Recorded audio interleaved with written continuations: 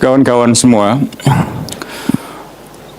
Pertama, kami ada di sini untuk mengutuk keras serangan air keras terhadap Andri Yunus, Wakil Koordinator Komisi untuk Orang Hilang dan Korban Tindak Kekerasan. Serangan ini bukan yang pertama kali dialami oleh Andri Yunus. Kita masih ingat tahun lalu ketika Andri Yunus menggeruduk rapat anggota DPR di Fairmont Hotel yang berujung dengan teror kepada Andri, kepada Kontras, baik melalui telepon maupun melalui cara-cara lain, termasuk dengan mengerahkan orang-orang tidak dikenal dan juga tentara. Tema-tema yang setahun ini banyak digeluti oleh Bung Andri memang tema-tema bersinggungan dengan militer. Bahkan di hari sebelum ia mendapatkan serangan, ia baru saja menyelesaikan podcast siniar di YLBHI tentang remilitarisasi dan judicial review. Setahun terakhir ini ia juga sibuk untuk judicial review tentang Undang-Undang TNI. Tapi sebagai aktivis Kontras, kita tidak pernah terkecoh untuk segera mengambil kesimpulan bahwa hanya karena pernah bersinggungan dan sering bersinggungan dengan tentara, sudah pasti pelakunya adalah tentara. Belum tentu. Jadi kita harus melakukan investigasi yang sangat serius, dan biasanya teror-teror itu muncul di tengah ketegangan konflik elit politik. Ketegangan konflik elit politik ini yang harus kita cermati untuk kita hubungkan dengan peristiwa serangan terhadap Andri Yunus.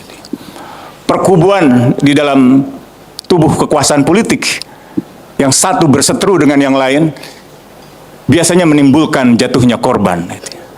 Saya kira ini yang harus kita telusuri, dan Kontras tidak akan pernah selangkah pun mundur karena sudah biasa untuk kami menerima teror dari tahun 98, tahun 99, 2000, hampir setiap tahun kantor kami diserang, dibom. Beberapa staf kami di Timor Leste mati, kantor kami di Aceh dibom, rumah Munir dibom, dan puncaknya adalah Munir dibunuh. Jadi kepada para pelaku penyerang Andri, kalian adalah para pengecut, kalian orang-orang yang tidak layak untuk hidup, tidak bertanggung jawab. Dan jangan pernah berpikir bahwa kami akan pernah mundur selangkah pun atas serangan ini. Rasa takut itu sudah kami kubur dalam-dalam, dan hanya kami munculkan di dalam doa keheningan malam. Tidak ada satupun yang kami takutkan di dunia ini kecuali semesta alam. Munir dibunuh, kantor diserang berkali-kali, tidak pernah menghentikan langkah aktivis Kontras untuk bekerja dengan lebih baik lagi demi Indonesia yang lebih baik, demi Indonesia yang mencintai manusia. Jadi sekali lagi kami mengutuk keras dan kami mengecam negara yang berkali-kali tidak becus di dalam mengusut segala bentuk teror terhadap para aktivis, para akademisi, dan juga para warga, termasuk influencer yang bersuara kritis. Tidak ada satupun, bahkan kasus yang bisa kita pegang, misalnya setahun terakhir ini, yang benar-benar diungkapkan oleh otoritas negara. Ini adalah ujian buat kepolisian, ujian buat negara. Kalau memang becus mengurus negara, buktikan bahwa pelakunya bisa ditangkap dalam waktu yang tidak lama. Saya kira itu yang bisa saya sampaikan, dan kalau kawan-kawan melihat video tentang penyerangan terhadap Andri dan efek akibat langsungnya, luar biasa ganas, luar biasa melahirkan teror gitu.